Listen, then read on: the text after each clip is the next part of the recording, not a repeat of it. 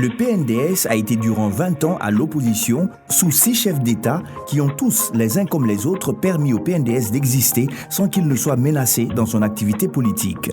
Le PNDS a été dans tous les complots qui ont interrompu le processus démocratique depuis la conférence nationale, tout cela dans le seul but d'accéder au pouvoir en affaiblissant les partis. En 2010, suite au Tazarké, il a été des principaux partis qui ont dénoncé cela avant que Salou Djibo ne prenne les rênes du pouvoir. Donc si le PNDS a accédé au pouvoir, c'est bien grâce à un coup d'État.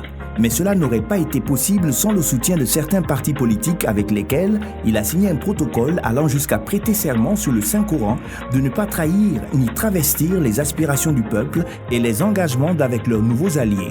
Mais dès l'été 2013, le PNDS a commencé par se débarrasser de son principal allié, Modern Lumana Africa. Ainsi, le président Hama Amadou fut contraint à l'exil, son parti disloqué et ses principaux militants emprisonnés.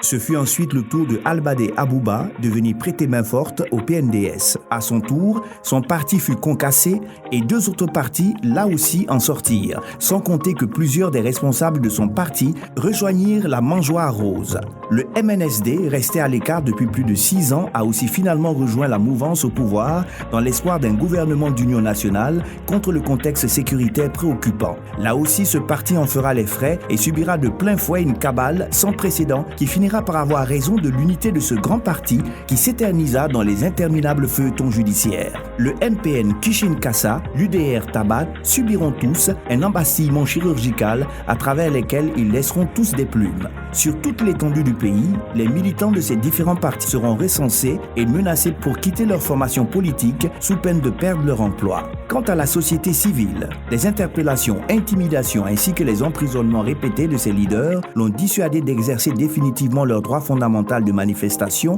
abandonnant toute revendication pour se contenter de déclarations et de condamnations de principe depuis les sièges de leur organisation. La justice, pilier principal de toute démocratie, a été inféodée au régime à travers une stratégie savamment orchestrée. Les juges ont été les uns après les autres menacés d'affectation dans des zones à risque pour certains, tandis que d'autres profitaient d'avantages pécuniaires qui ont été dénoncés par le PDT de la Cour d'appel. Désormais, les juges indépendants, s'ils existent, se comptent au bout des doigts. Ils sont écartés du processus judiciaire.